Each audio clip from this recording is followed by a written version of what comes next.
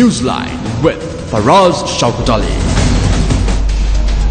Very good morning and a warm welcome to Newsline, live from the Newsfirst studios in Dawson Street in Colombo. And joining me this morning is my colleague Pandula Jayasek. Good morning, Pandula. Morning, Faraz. How are you doing? Go on green today. Oh, indeed. Good. We'll talk about that in a second. And also, gracing us this morning is the chairman of the Ceylon Electricity Board, Mr. Anura Vijayapala. Very good morning, Mr. Vijayapala. Thank you. Thank you for being on Newsline. Can you tell the public, in the light of crashing world energy prices, why are we still paying the same for our electricity? You know that CEB has been, this is applicable to both fuel prices as well as to electricity prices.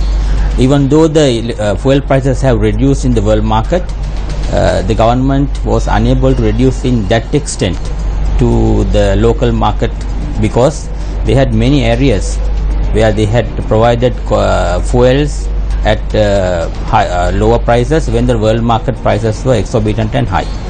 And therefore, the CEB is buying fuels at the local market prices. We are not given the fuels at world market prices. So they have come little down, but still they are expensive to us. What you're, in plain speak, what you're saying is you have to buy it from the CPC. That's right, exactly. That's what you're saying. That's right. And the CPC are making a margin. They are making a margin. What I understand is they are making up for the very old, huge amounts accumulated as losses in their books. Have you got to buy only from CPC, Anura, right? Exactly. What about Indian? Coal we are buying from outside market at the world prices, but oils we are buying from the CPC because we have contracted to buy from them. Right. Why can't you import yourself? Of course, that's an option which we have not gone through because the government, it's a government institution, CPC is a government institution, there are government policies. So as per the policy, we buy from CPC. Right. Even if it's high, then we don't have a choice. We don't have a choice. What about their competitor, Indian oil? Yeah, I think they also supply the same prices. Their prices are also controlled. But also via CPC. Yeah, I think the CPC and the prices are the same. So you can't buy directly from IOC? Yeah, at the moment not possible, yes. I see. But isn't it a bit unfair? The CEB is now taking full advantage of the lower prices of the Noracholi coal power plant, for example. Yeah, Noracholi coal power plant, the coal we are buying at the lower rates now, and the benefits will come to people because the generation costs have come down. But when the people are tired of waiting? Yeah, of course, the prices, of course, will have to reduce someday. But you know that CEB also having about 40 billion arrears to the banks. Since when? What's the period? Since maybe last 5 years, because we were buying at a high price, basically oil-based power, and until our Noracholi power plant came on, they were all based on diesel, expensive diesel. Once upon a time, we bought this oils at very high prices when the world market prices went to $140 a barrel, and we still gave the electricity at the oil price to the people. This diesel mafia are still alive and well and kicking strongly as ever, are they? Yeah, people call coal mafia, diesel mafia, LNG mafia, all the terminology is there. But the LNG mafia have not had much success. Yeah, but you know, those are, the people call them, they use these words as they prefer and in their baskets. So of all these mafias, which is the strongest? I don't know. You can guess. Okay. Yeah, people can have many guesses. But is there a mafia in real sense? Is there a mafia? Yeah, I don't see any mafia. Yes. There are strong groups, of course, because there are very good groups. They are promoting their technologies. Suppose somebody is selling diesel engines, he will be promoting diesel engines. Somebody is selling, say, coal power plants, they will be strongly selling coal power plants. Somebody is in the LNG market, they will be strongly campaigning for that. So either you can call them mafia or that is their business. You'd make a lovely diplomat, because it's the first time I've had such a lovely description of what we call the mafia. No, you said that they are promoting their product. Which is another way of I'm looking at fairly, I'm looking fairly. There are renewable people, there are non-renewable people, but let them promote their products and we will select what is most beneficial to the country and to the people. Do you think that when you look at, so you're an electrical engineer? Exactly. And where you serve most of your time? I am a permanent member of the University of Mortua as a senior lecturer at the Department of Electrical Engineering. That is where I. So you haven't worked at the CEB as such? Yeah, I work at CEB as a chairman. Now, which is not a full-time job. Yeah. So you go back to your lecturing. Exactly. So what do your students say now? So you are in the center of lots of controversies. They are looking at you. What's the response you get from the students? Yeah, I think they enjoy and they are happy that one of their lecturers are doing a national draw, and they assist me also. Oh, really? So they'll be able to identify these characters who are promoting their products, as you put it. I call them the mafia. Okay, that is because they're entrenched in that this. Is your choice. Yes, but why the same lot, the same thing? When are we going to convert one of these plants into an LNG plant? LNG in the world market, look at, for example, our neighbor, India. Right. India has 275,000 megawatts of power plants. Right. 275,000 megawatts. Yeah. Out of that, 165,000 megawatts of power plants are coal power plants. Right. And 22,000, as I remember, megawatts of power plants are LNG power plants. About 6,000 megawatts of nuclear and so on.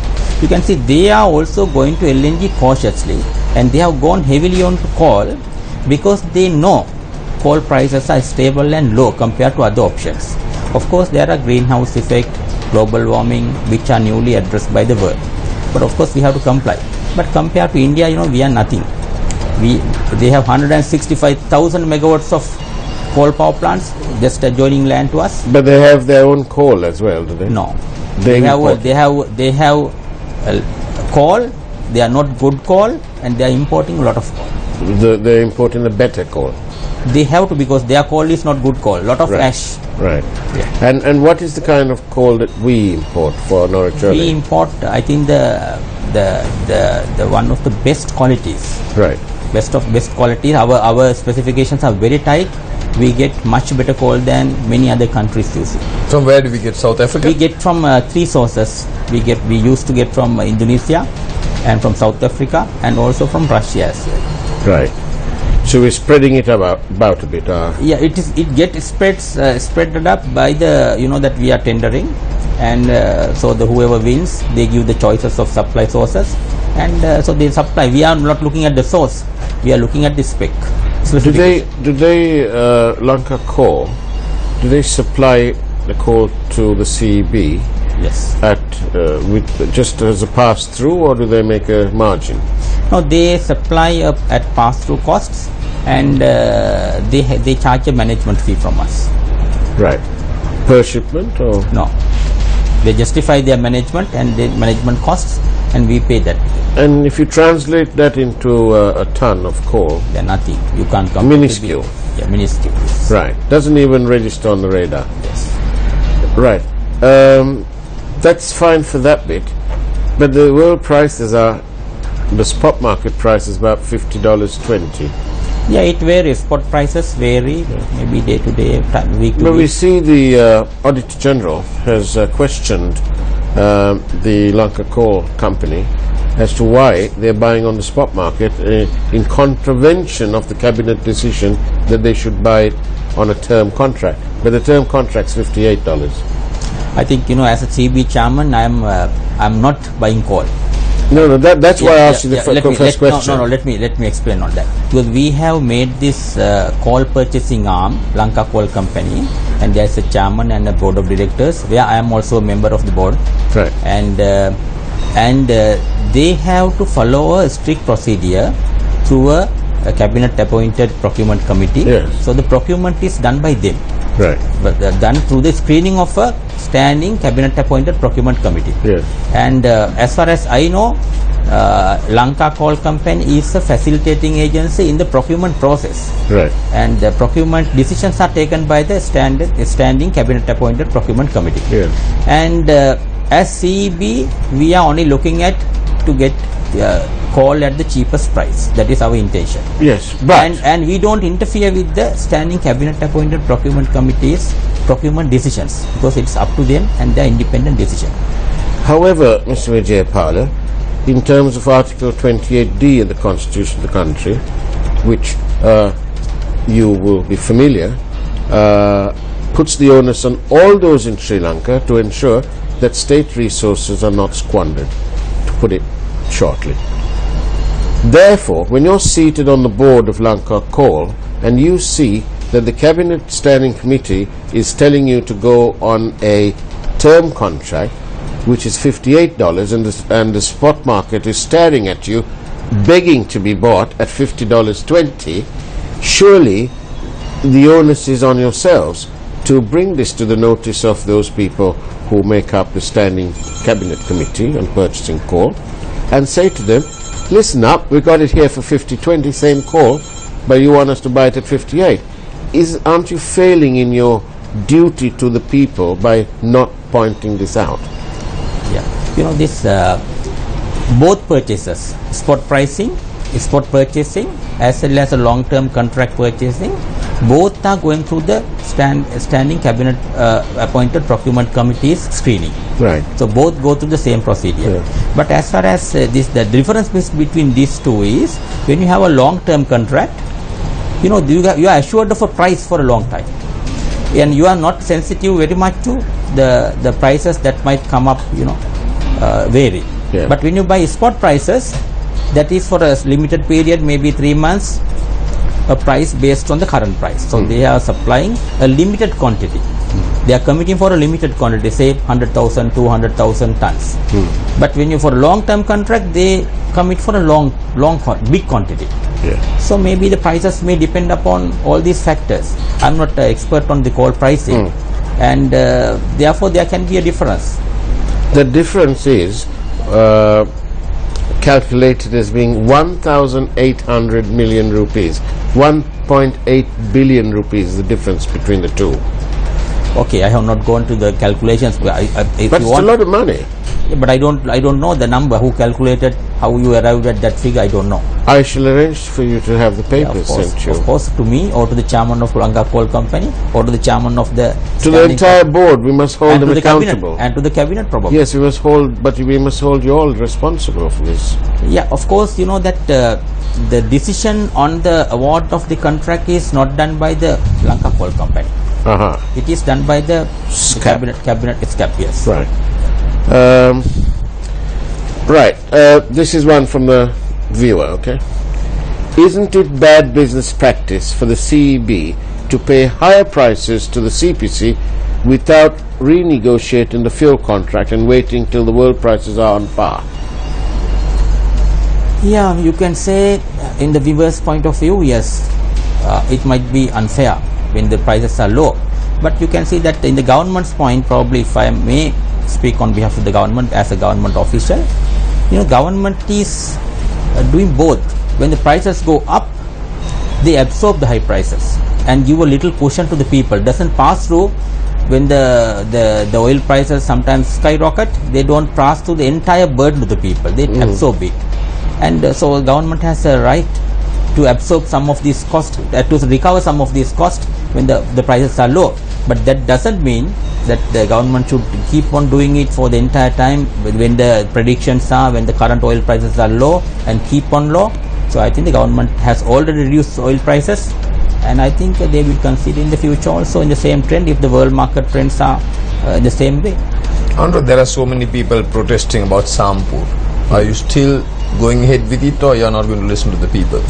You know that Sampur the protest on the Sampur project, and we had the similar protest for the Norachal also, and we had a delay of 15 years because of the protest in Norachal. So we can see that it is not as black as what they have protested and shown. right? Coal power plants are not as clean as say a hydropower plant, but the picture they painted was there will be acid rains and you will not be able to live. There will be our statues and other the important historical things will be damaged, Anuradhapura will be ruined. All these things are on the posters when they were protesting in Norachole some 15-20 years back. That has cost, as Faraz very correctly said, huge amount, paying lot of money to diesel people. About 800 megawatts of diesel power plants came because of the delay in implementing the Norachole coal power plant, and it cost, national cost was huge. If you put the numbers as you said, I think the youth told me a number, it may be 10 times that. You calculate and see. Because of the delay in producing an electricity unit at 5 rupees, but we produced at 25 rupees by using diesel. And coming to his question, his question, yes, now the CEB would like to do about another 1,500 megawatts of coal power plants in this country to operate as baseload power plants. Operating coal power plants, building coal power plants are difficult for CEB. We would be very comfortable with doing diesel power plants, operating them. It will be very convenient to do LNG power plants and operate them. Very clean. We can stop it now, take it in the evening. Coal power plants, you can't do that. No. Very difficult. But still, we keep on insisting and telling people that coal is cheap in the long run. That is why other countries have gone for that. Let us in our country also try this, and for the future people give at least a reasonable price electricity. The future people, I'm so happy you mentioned, I was waiting for an opening here. The future people, what about all the bad things, the very un-eco-like emissions of the coal power plant? What is that? What future will our grandchildren have? Okay, that's a good question. But our trying to control this by not doing, say, Samput 500 megawatt has almost no effect when our neighbor India has 160,000 megawatts and China has 950,000 megawatts of coal power plants and building at the same rate. But Sigiriya is not in China. Sigiriya is here. Okay. And won't it damage all these monuments? The Varanasi and other historical places in India are not in Sri Lanka, and they are surrounded by coal power plants. But the Taj Mahal is changing color. And the Taj Mahal, I think that it's changing color. Yeah, that I have not gone into the. I'm trying to get there before it changes. Yeah, but has India stopped coal power plant building because of the change in color? No, because that is not because of that. There may be other reasons. Otherwise, India is intelligent enough. They may have strong lobbies. They are people who can send a rocket to moon. That technology is with them. Yes. So if they know the Taj Mahal is badly affected by coal power, I'm sure the Indian people are very intelligent. They will stop there. They know, because that is not the main reason. There are other reasons. So that means you mean to say that these people are protesting in vain? There is no base for the protest? I think I don't blame people, but the protests that were arranged at Norachole, I know how they were arranged. I went to the people. I went to the fishing people, and I asked them, why did you go and protest against this beautiful power plant which has come in your area, which has given you a lot of facilities to you? Sir, the exact words they used, this is in the beach of the Norachole, they told me, so the lorries came, we were asked to get in, and we went in them and protested, and we were given a lunch packet, we came back. And that is exactly the words they told me. And I think that the poor people are used, probably Faraz, I don't use it, I would like to use Faraz's words, sometimes you can call these things mafia. I don't know, that's not my terminology. Now then, we have another viewer. You can see that the subject is very ticklish. I understand. Because people, and they're not all widows, they've all got up in the morning watching this program. Why did the CEB do away and not renew the power generation agreements with private generation companies under new renegotiated rates, knowing that there is a demand for more generation? Also, knowing the status of the Norachole plant, is this prudent? You know that there are several power plants who have completed and retired. Yeah. And we are considering that option. Already we have taken 100 megawatt MLPTM diesel power plant. When you have say taken, you bought it, have you? No, we have hired it for another term, maybe about 1 year. Right. And we are considering of buying it also as keeping as a backup. And the cabinet also has approved that concept to see. Where has all this money suddenly appeared from? You mean the money to do this? You know, before you guys didn't have money. You know that we are currently anyway purchasing power. We have to purchase power and supply to the people when we are in short. We are generating as well as purchasing. The savings from Noracholi has no doubt helped you. Yes, exactly. Right. That is why we want more Noracholi coal power plants. I see. Because you can see each time you refer Noracholi as our savior. So you can see having Sampur. Yes, but at what cost is my real question. Bandal and I have been mulling this over. We've had sleepless nights about this. We want to know about the environmental impact. We have environmentalist after environmentalist after environmentalist here telling us how dreadful the effects are. I think you must look at other countries and decide. You look at India, same example. The Navy in particular are very concerned. I'll tell you why. They operate a nice little business showing off the whales. Okay. When you dump all this water from Sampur in there, it's going to cause some terrible consequences. The whales will go away. No, nothing. You know that our temperature difference from the water that we take in and water we give out is only 7 degrees. But isn't there all sorts of chemicals? So if you take at 20 degrees, we will be giving it back to the sea at 27 degrees maximum. If it is 30, 37 degrees maximum. 37 is our body temperature. Remember, our body temperature is 37. Even if you take water at 30 degrees, we will be giving out at 37. So our studies, simulations, not my studies, but expert studies have shown that this has very little effect. And the whoever calls for any explanations on these things have not come out with a proven scientific theory why this 7 degrees can be harmful to anything including corals. There has not been a scientific proposal saying that because of this will happen. They will say in anticipation, they will say it might damage. But these are not the way the things should be handled. You must come out with the scientific theory, which you can take examples from other places and then show this is how it should happen. We are very much prepared to take alternative action if necessary. Now you say that, but there's a group of people who are complaining that one of your plants in the north has contaminated the water. Is there any truth? Is it the CB that's contaminated the water? You know that I think they are referring to this northern power plant, which is a private power plant operated by a private operator. But they have all the certificates. They've got. Yeah. Okay. Yes. So they were operating the plants, and then there were allegations that their oil leaked into the outside water is contaminating their well water. Yeah. And then the plant was stopped by a court order. Yeah. Still it is stopped, and it is costing us a lot of money. And you all did some tests. What not us.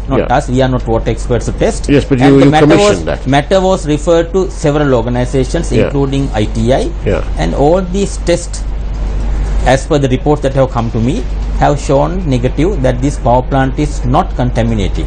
And so why are they not producing power then? Then there is independent test done by the university, a committee appointed by, including the University of Jaffna also, and they have also referred this matter to some Australian companies, and they have also shown that what is in the residues in the well are not petroleum based. Right. So it's not the power plant. Not the power plant. Right. Yes. So therefore now we are helping the private party to raise this matter in higher courts and to get the power plant running. We want it back. When you say helping, are you joining them together? Yes. This we have instructed our lawyers to represent this and give this case to the facts to the court and to obtain a court approval for operating the power plant. Do you provide free electricity to all the politicians? Who pays for it?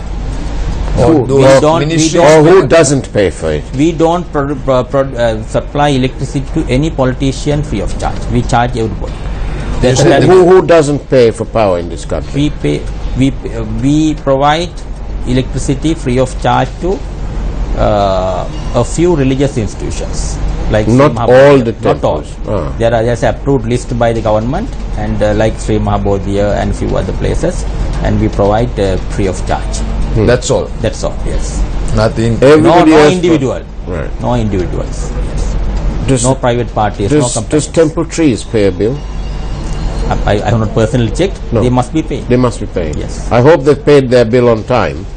I think otherwise we disconnect. Do you have Even to? You have to the governor of the central bank. Yes, indeed, indeed. I think we should disconnect. We disconnect. I think you have the experience. If you don't pay the bill, I think you know what Of happens. course. Yeah, yes, we do the know. poor man always, 500 or I think they have problems, but I don't think they. Poor or rich, we disconnect. You're fair. We are fair. Um, Unless it is a hospital kind of government school, hospital, of course we have a heart and we don't disconnect. We will try to get it by other means. And also now some countries I know. I mean, why should this electricity power should be with the government? Why can't it Why be can't it be privatized? privatized?